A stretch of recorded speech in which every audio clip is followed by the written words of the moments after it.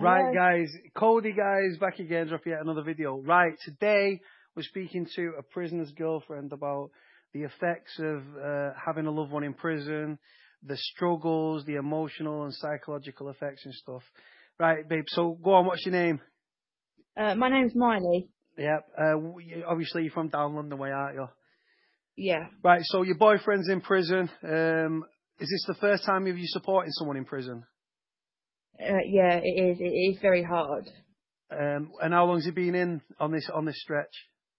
Since he was like 21, so he's done 4 years So so he's done far. 4 years now.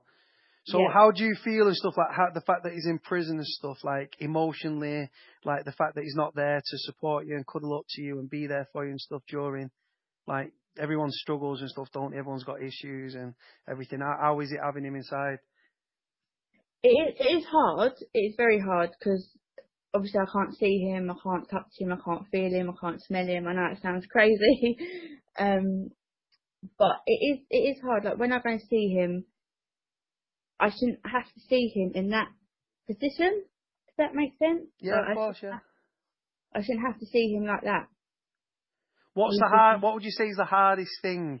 The fact that he's inside and you're on the outside and stuff, because obviously some people are quite insecure, some people are quite paranoid, especially when you're in prison. Obviously, me as a former prisoner, I suffered really bad paranoia and jealousy and stuff. And like I was thinking the most crazy things. I thought that the girl that I was with at the time was sleeping with my friends. She was sleeping with her friends.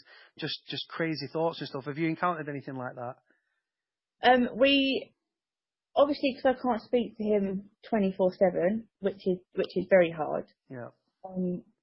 He can only ring me like twice a day or something like that. But we do have arguments like that, and he is jealous. He does get like that. But he's got to understand that he put himself in that situation. He's now in jail, doing what he's doing. But no, it is hard. I've got depression and anxiety from it. I cry all the time for him. If I see something, it will remind me of him, and so I just start crying. Is there like certain songs and stuff that remind you of him and stuff and set you off and things like that? Yeah, we do have a certain song. Yeah. Which when he does ring me, he does tell me he does play it, and then he sits in his cell crying. Which he isn't normally like that. Yeah. I'll sit at home and listen to the song and start crying, and it's all mad. But I think if he didn't have me, Yeah. I think he would be a lot worse than what he is. Like what? As in like mentally, emotionally, like any like because you get a lot of prisoners inside that have suffered. A lot of people in prison and stuff like that, before there was ever offenders, they've been victims and stuff, and people deal with things different ways and stuff. Some people self-harm, some people go quiet and go in themselves, some people get angry and stuff. Do you think that you being there supporting him, keeping his head on his shoulders, giving him a focus, the light at the end of the tunnel, so to speak? Since going out with him, he's realised what life is about. His attitude has changed.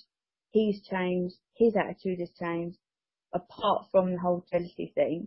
Do you think that that's been the fact that he's jealous and stuff like that and everything? Do you think that that being in prison's made that worse because he doesn't know what's happening outside his cell, outside the landing? He doesn't know what's happening outside the wing. He doesn't know what you're up to, your movements, things like that. Do you think it's been heightened because he's in prison? Well, Like, let's just put it this way. I before I got with him, I had a good job. I had a good wage. I was where I wanted to be. Yeah. He went into prison. I can't work.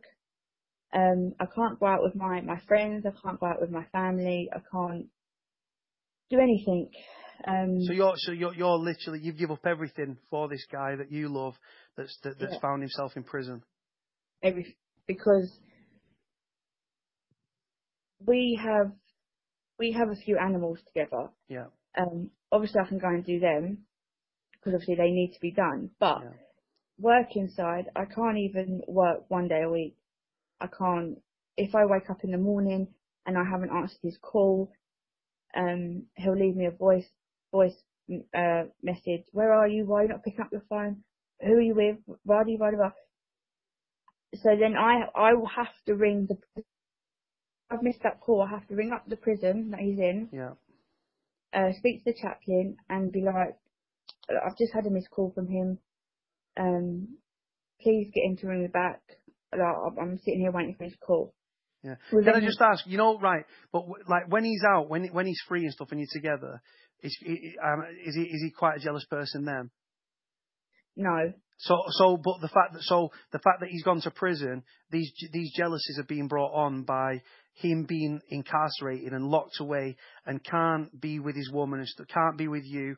So, like I say, the anxiety and the jealousy and the stuff and the paranoia is being brought on by the prison situation. The fact that he's locked away and you're a free woman to do what you want to do and stuff, but you don't. You're literally sat by the phone waiting for him to call. Do you know what it's like? It's like I'm in prison.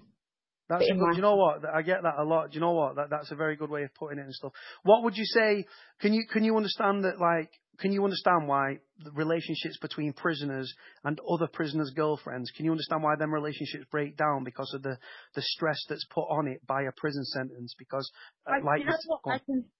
I can totally understand that, but I think it's because I've always been here for him, and he knows that.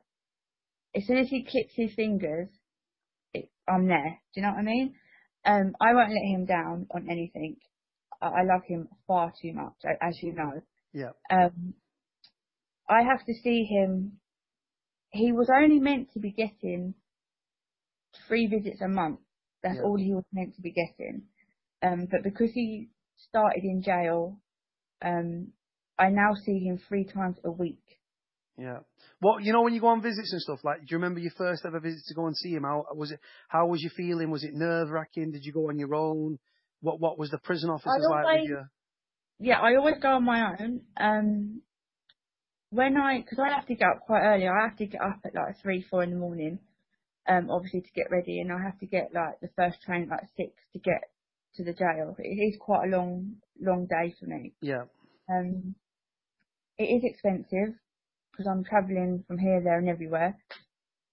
But when I get on the train, I think, oh, no, I'm at it again. I have to go. Do you know what I mean? That sort of feeling. It just feels up early, and sometimes I actually can't be bothered because I just think it's just more stress for me. But then when I get closer, and when I get off the station and I'm at the jail, I get all excited, and obviously I start crying and knowing within like 20 minutes I'm going to see him. Like he's only through like another door, and I'm going to see him. I'm going to hug him. I'm going to smell him. I'm going to kiss him. How do you feel like when you went to the prison for the first time on your first ever visit? Did you feel violated with the security that's in place and stuff being searched, patted down? Do you feel like you'd done something wrong? Yeah, I hated everyone. The system is rubbish for a start. But when I first went, I literally was giving everyone, all the guards, all the security, evil looks. Like I said, fuck off, don't touch me, do you know what I mean? It's your fault my boyfriend's here. It's your fault this, your fault that. Yeah. So that's what you do think when you first get there. You just hate everyone. And then when you think about it, it's not really their fault. They're just doing their job. How important do you think it is for his morale and for your morale? Like when you get to see him and stuff like that, because obviously it's going to cheer him up, it's going to cheer you up and stuff like that. Do you come once the visit's finished and stuff, and you come away? Do you feel deflated? Do you feel like gutted that it's going to be? You've got to wait to see him again and stuff like that. You've got a long way to travel back. You can still smell him on you and stuff like that. You've been in front of him and then you come away and stuff, and you've had to leave him in that prison. How does it make you feel? What, when I walk away from it? Yeah, when the visit's finished and stuff like that, and you walk away and stuff, are you still buzzing, or do you feel like are you upset and like emotional the fact you've got to wait to go and see him again, and you've got a long way to travel back to your area? Because obviously people travel a long distance to go and see their loved ones in prison, don't they? If they're not locked up locally and stuff, the financial costs as well to like girlfriends like yourself and stuff must be astronomical. It is when you hear that, like, I don't know about other people going to prison. I don't know how they end their visits. For our visits, the guards will shout, you got 10 minutes, can you finish up the visit? Like, they give you like a first warning. So you sort of know, but then you get like a warm feeling inside and my heart goes and I think, oh, like shit, I don't want to go, I don't want to leave you, I want you to come home with me. Cause he says like his words that will make me upset. And then after that 10 minutes, the guards will say, right, can you finish up the visits now? Can you like exit the door or whatever they say. So obviously we have a kiss and a cuddle, and I just break down every time. I think on a few visits, I was that emotional, the guards had to carry me away. That's how bad I get. See, this is the thing. The thing is, obviously, I do these vlogs and stuff on prison issues from my perspective. I don't think there's enough people out there that speak about it from the other side of the table. From the other side of the table, meaning prisoners' girlfriends, prisoners' families. Because when I first went to prison, I was selfish and thought my mum and my family didn't understand the emotional roller coaster I was on. But the truth is, and I think you'll agree with me, that prisoners' girlfriends and prisoners' families probably suffer as much of the prisoner, if not more, with the psychological and emotional and financial roller coaster that is prison. No, I do agree with you. It is so hard, really hard, because you can't see that person, you can't hear their voice, you can't argue with that person. Do you know what I mean? You can't like watch telly, you can't go to bed with him, you can't do anything. Do you find that, like, from his side, when you're up, he's up. When you're down, he's down. Do you get that? Like, your mood will depend on what mood he's in. Do you get what I mean? Like, if he's up, you'll be up. If he's down, you'll be down. But that's how me and him have always been. Until he rings me, I think he gets up at like 8 o'clock in the morning. And if I don't answer my phone, when that phone goes off, I'll get not shouted at, but I'll get moaned at. I have to also, not the mood side of it, but as soon as he gets out of bed, he rings me, I've got to be up. And then I've got to be up whole of that day and evening until he goes to bed. Even though he can only phone me twice, yeah, I think he feels a lot more happier knowing that I'm awake. Yeah. But until he rings me, I won't know what mood he's in.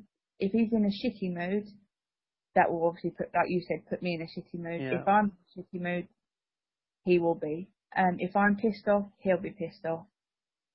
And that's how we've always been. Yeah. Do you think that there's enough done? Do you think there's enough support out there for prisoners' girlfriends and prisoners' families and things like that? There's nothing out there, is there? Absolutely nothing.